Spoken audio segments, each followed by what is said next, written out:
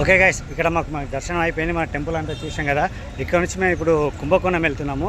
కుంభకోణం గురించి మీకు టోటల్ టెంపుల్ గురించి ఎక్స్ప్లెయిన్ చేస్తాను నేను. ఓకే గైస్, ఇప్పుడు మేము కుంభకోణానికి బయలుదేరుతున్నాము. ఎంత వచ్చింది కుంభకోణం? 42 కిలోమీటర్స్ ఇక్కడ నుంచి ఉంది. మాకైతే 51 మినిట్స్ చూపిస్తుంది. మ్యాక్సిమం 1 అవర్లో మేము కుంభకోణానికి వెళ్ళిపోతాం మేము.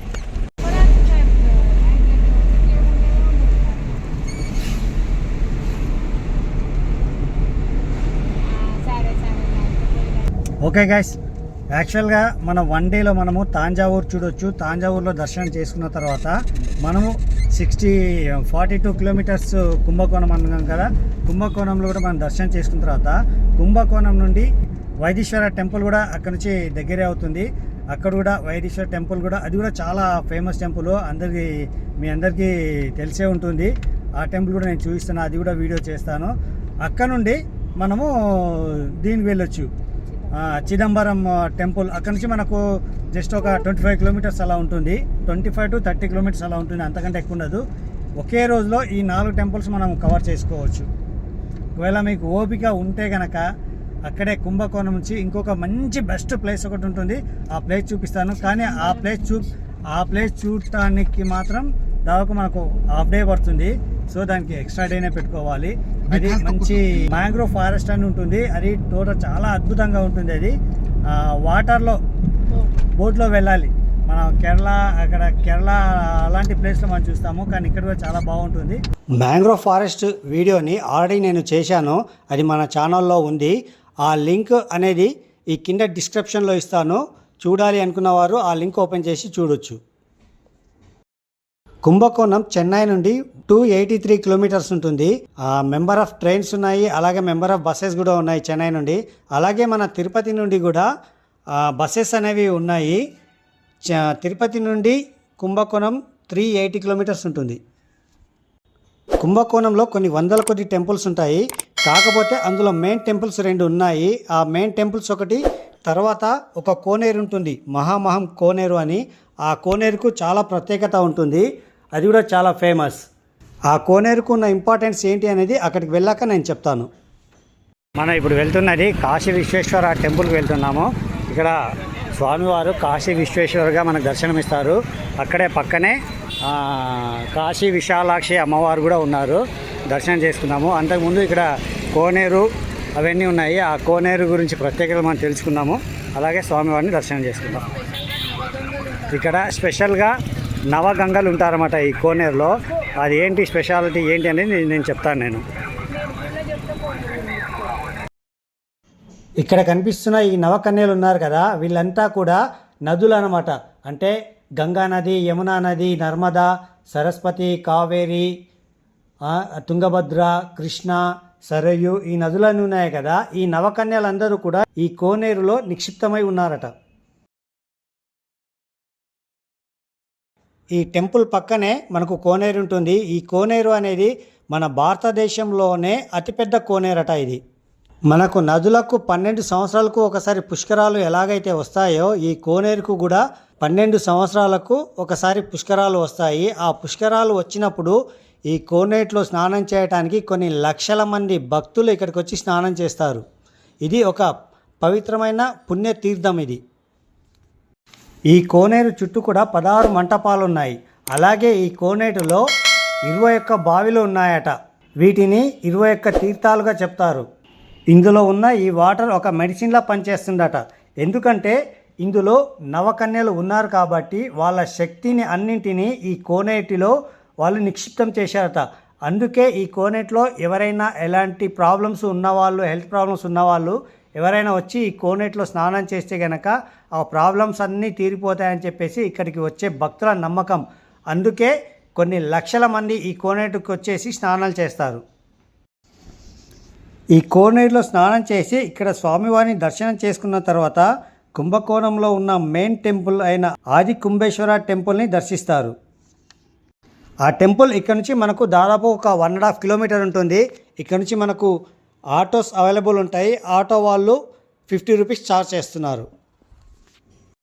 కుంభకోణం అంటే దాని అర్థం ఏంటంటే, కుంభ అంటే కుండ, కోణం అంటే వంపు. ఇక్కడ శివలింగం అనేది ప్రపంచంలో ఎక్కడా లేనటువంటిగా ఒక కుండ ఆకారంలో ఉంటుంది. స్లైట్గా కొంచెం వంపుగా ఉంటుందట. అందుకే దీనికి కుంభకోణం అనే పేరు వచ్చింది. ఆది కుంభేశ్వర స్వామి టెంపుల్కి ఈ కుంభకోణానికి ఒక లింక్ ఉంది. అది ఏంటి అనేది, ఆ స్థల పురాణం ఏంటి అనేది మనం కుంభేశ్వర ఆలయానికి వెళ్ళిన తర్వాత తెలుసుకుందాం.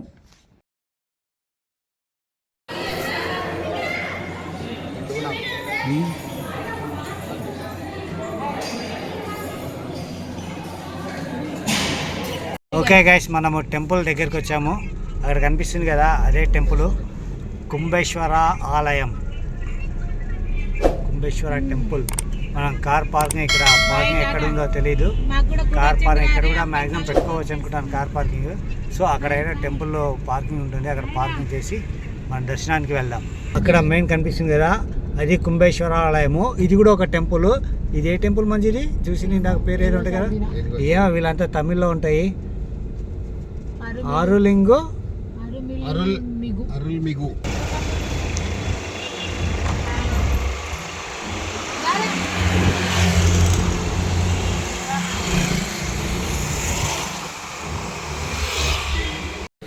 మెయిన్ కుంభేశ్వర టెంపుల్కి మనం ఇటు నుంచి వెళ్ళాలి. ఇదే మెయిన్ ఎంట్రెన్స్. ఇక్కడ ఏంటంటే మనకు టెంపుల్ గోపురం అనేది మనకు కనపడదు. ఎందుకంటే ఇక్కడ ముందు మనకు షాప్స్ అవన్నీ ఉన్నాయి. మన లోపలికి వెళ్తే కానీ మనకు కనపడవు. మెయిన్ రోడ్ నుంచి అటు నుంచి ఇంకొక ఎంట్రెన్స్ ఉంది, అటు నుంచి వెళ్తే కనుక మనకు తెలుస్తుంది.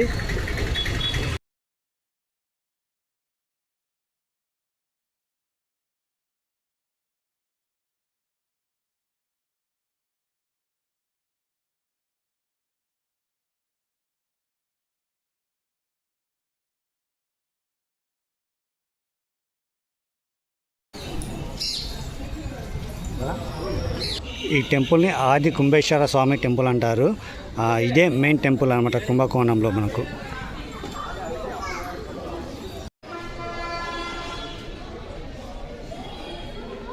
మనకు ఎంట్రన్స్ ఇటువైపు కూడా ఉంది, ఇటు నుంచి కూడా మనకు ఎంట్రన్స్ ఉంది. మనం ఇటు నుంచి కూడా మనం రావచ్చు.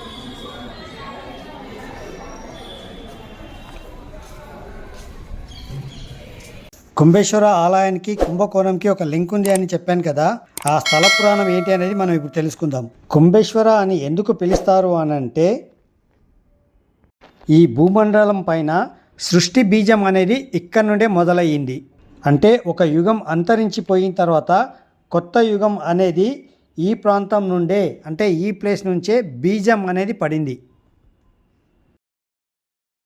పూర్వము ఈ ప్రపంచమంతా, అంటే ఒక యుగం అంతా కూడా అంతమైపోతుందని బ్రహ్మదేవుడు ముందుగానే తెలుసుకొని, బ్రహ్మదేవుడు శివుడి దగ్గరికి వచ్చి ఈ విధంగా చెప్తాడట, ఈ యుగం అంతా కూడా అంతరించిపోతుంది, మొత్తం నాశనం అయిపోతుంది. సృష్టి బీజం అనేది, ఈ సృష్టిలో ఏ ప్రాణకోటి మిగలదు, ఇప్పుడు ఏం చేయాలి అని శివుడిని అడిగాడట. అయితే ఆ పరమశివుడు బ్రహ్మదేవుడితో ఈ విధంగా చెయ్యమని ఒక సలహా ఇచ్చాడట. అది ఏంటి అంటే, ప్రళయం వచ్చి అంతా నాశనమైపోకముందే, ఈ సృష్టి అనేది అంతం కాకముందే నువ్వు ఒక పని చేయి. నువ్వు ఇసుక మట్టితో ఒక కుండను తయారు చేసి అందులో అమృతాన్ని పోసి దానిలో సృష్టి బీజాన్ని ఉంచమన్నాడు.